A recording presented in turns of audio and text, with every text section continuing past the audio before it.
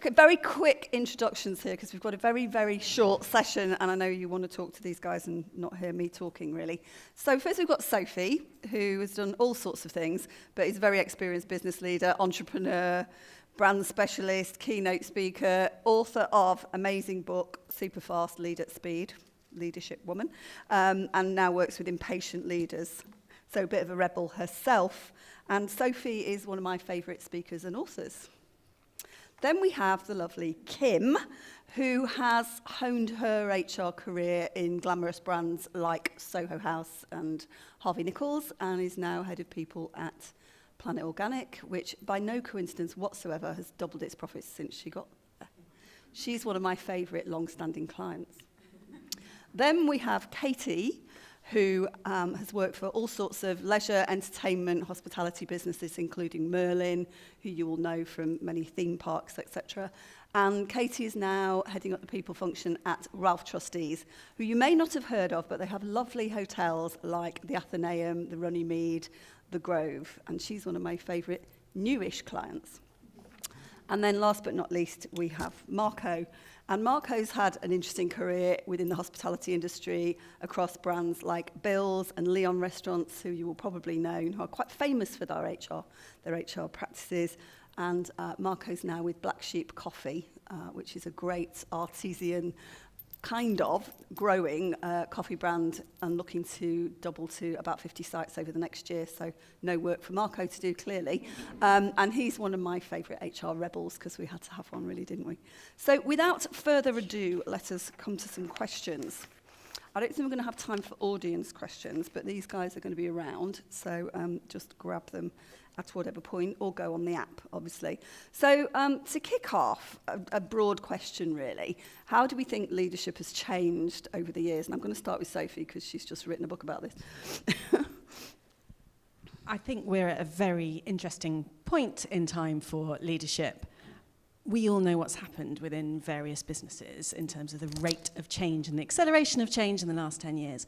And the pressure and the visibility that puts on leaders is very relevant to be aware of. So we know that the way in which technology has changed business makes everything much, much more fast-paced.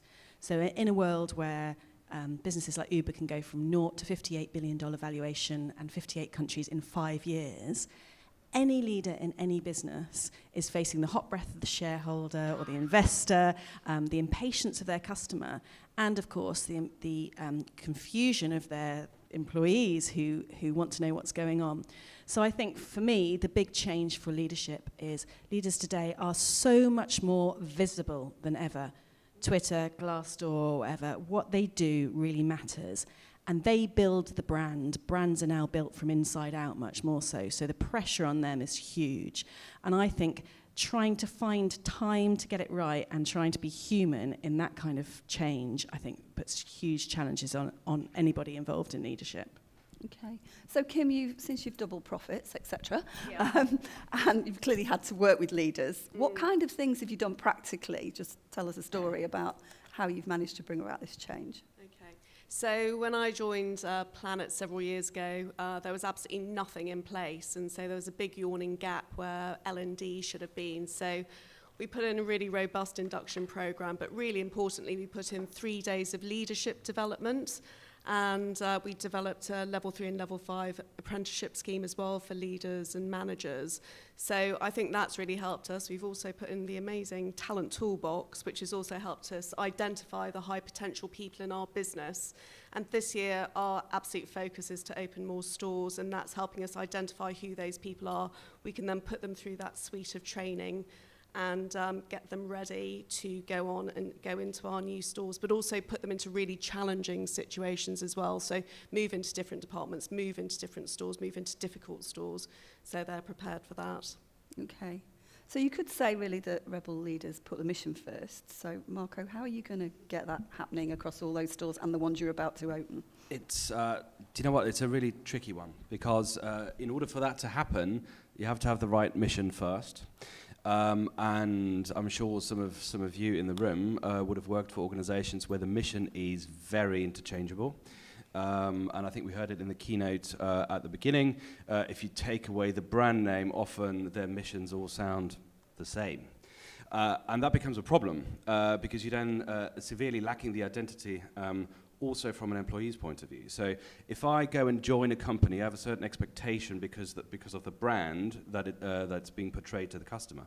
So in my view, the employer brand ought to replicate the customer brand, and you need to find a way of making that happen. Now, previously at Leon, for example, where the mission is to make it easier for everyone to live and eat well. That's the customer mission, and that's a mission that it flows through everything that Leon does.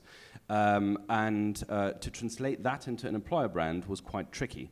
But to your question is, the point is, have a really good look at your mission and your values. Don't try and reinvent something in focus groups that makes no sense to anyone. You know, is it actually worth pursuing, and does it actually correlate to the consumer brand that you're trying to portray? Because if the employees don't identify themselves with a mission in the first place, you stand no chance in ever bringing it to life. So for me, you know, I've just arrived in Black Sheep, and one of the first tasks that the founders wanted from me was a mission and values.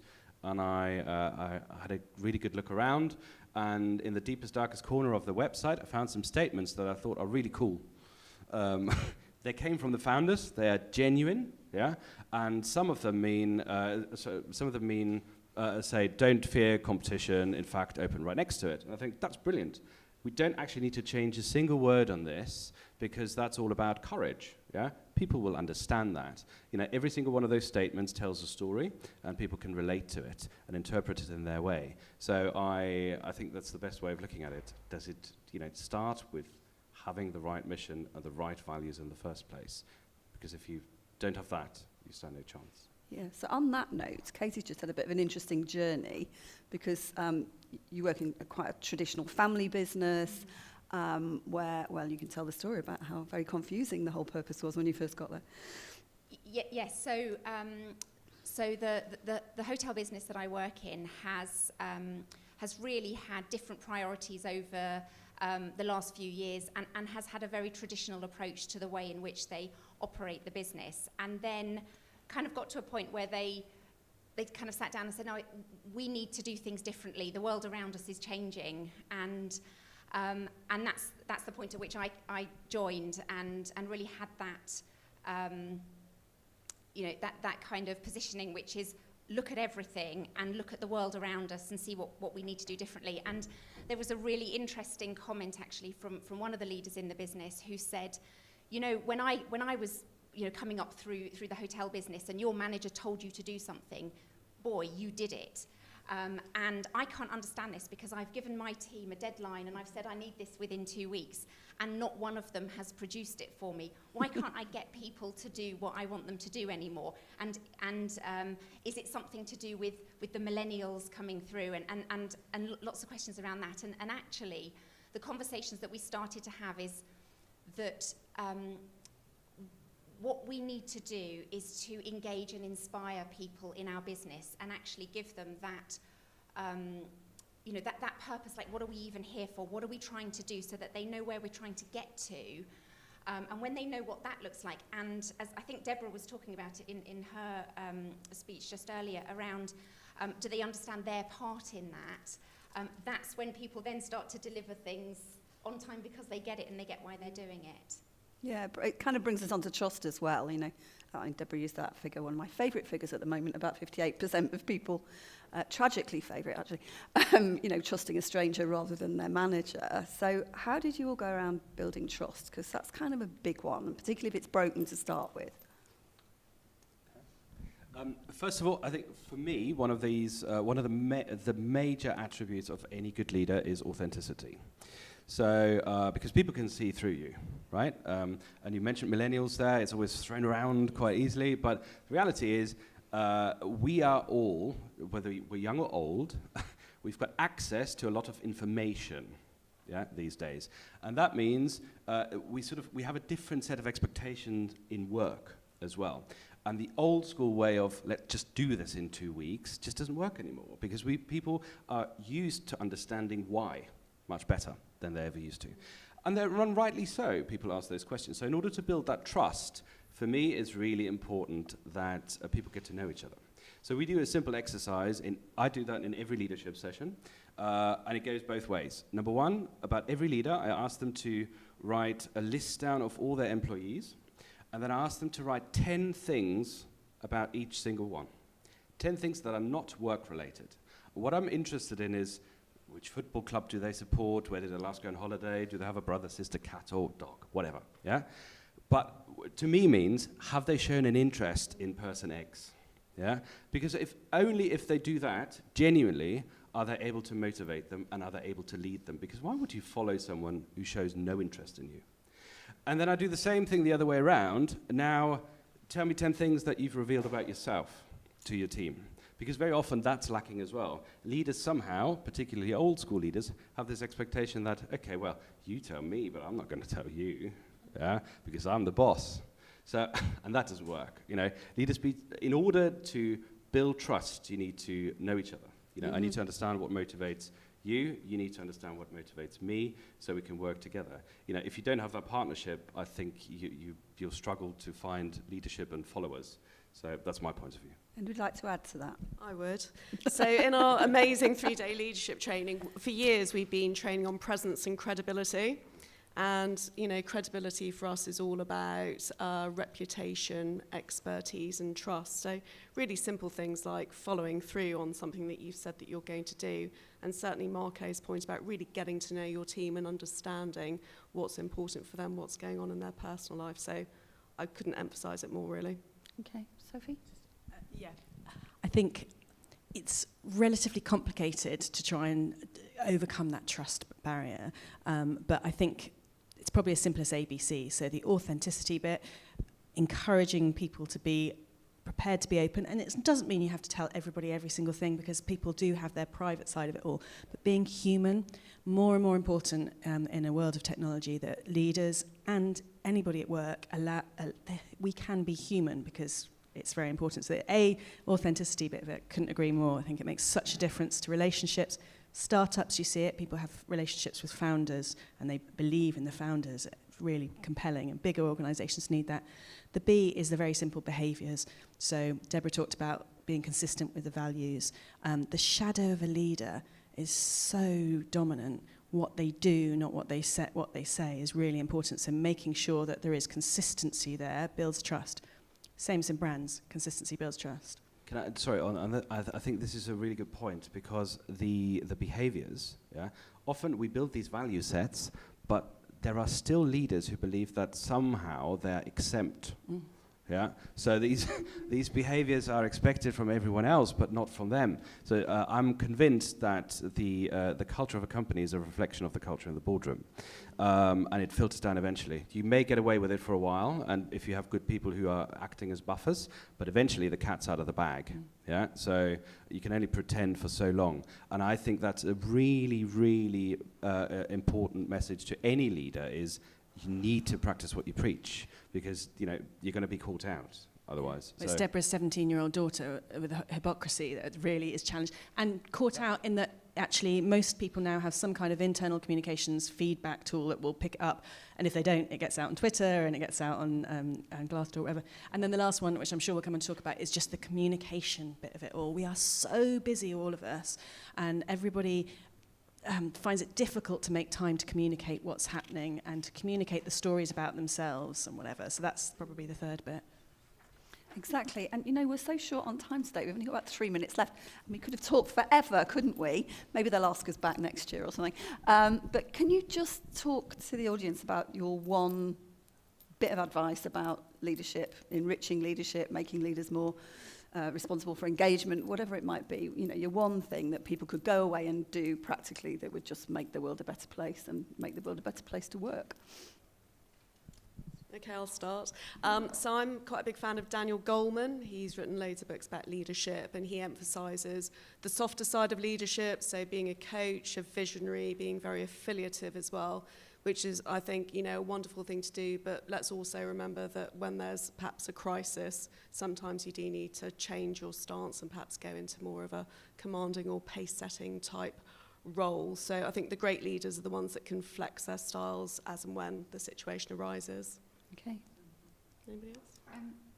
So one of the things that has struck me coming from a very large organisation into a smaller family-owned business is that, and it strikes me that probably this is the same for a CEO of a business, that the owners of a business, it's been a long time since they were probably on the receiving end of leadership, because they're the ones at the front. So I think that for me in my role, there is a role to almost lead from underneath, as it were. And I saw a really interesting thing. So if anybody's seen Netflix published their values and one of the things that's acceptable, and as an HR person, over the years from time to time, an employee will have come and said, oh, this manager is just awful to work for, and a very bad relationship and very, very difficult. And it's always a difficult thing to say, will our organisation deal with that behaviour? Or will they say, well, yeah, but actually that person's really great at their job. And Netflix has a thing that they call brilliant jerks. And they say, we do not tolerate brilliant jerks, because the result is that it really damages teamwork. And so I think that the piece of kind of real advice is there to just look at what are we accepting in our organisation, and what will help us move forward. And actually, if I can have a second one, which is, Okay. from time to time, I think it's really powerful for yourself to be able to step away as yourself as a leader and say, is what I'm doing getting what I want, and is what I'm doing getting what the organisation wants, and then just take stock at that point to move forward. Great. Thank you. Marco. In one sentence, probably, I'd say don't even attempt to understand other people before you're made an effort to understand yourself. And I think a lot of leaders don't have a good look in the mirror often enough. So take some time out, see who you are, how you come across, what your people want from you, and whether you can give them that. And yeah, you're right, you may have to flex now and then in order to get the best out of that. But take some time to have a really, really good look deep down inside, is what I'd say. Great. And we started with you, Sophie, so we should end with you, really, shouldn't we? I agree with all those. I think they're brilliant. I think thinking slow and acting fast as a strategy, making sure you take the time to understand yourself, understand what kind of culture you want, and pausing on that, but then setting up the frameworks and the freedom for people. So if you give people frameworks, but then allow them freedom within that, that speeds things up. I also think you don't have to do it all and learn it all yourself. There's so much you can learn from other people, other organisations, other experts. You know, there's a lot out there, so you can speed up getting to success by borrowing other people's brains. Okay, and I think I'm going to have one. It's only fair, isn't it, really? Mine is, I think you just need to get your leadership to own employee engagement, and it's not an HR thing, and it's not for one person to do. Everybody in the organisation, particularly the leaders, have to role model it, or it's just never going to happen. Leaves me just to thank Sophie, Kim, Katie and Marco. Thank you so much for being a brilliant, stellar panel.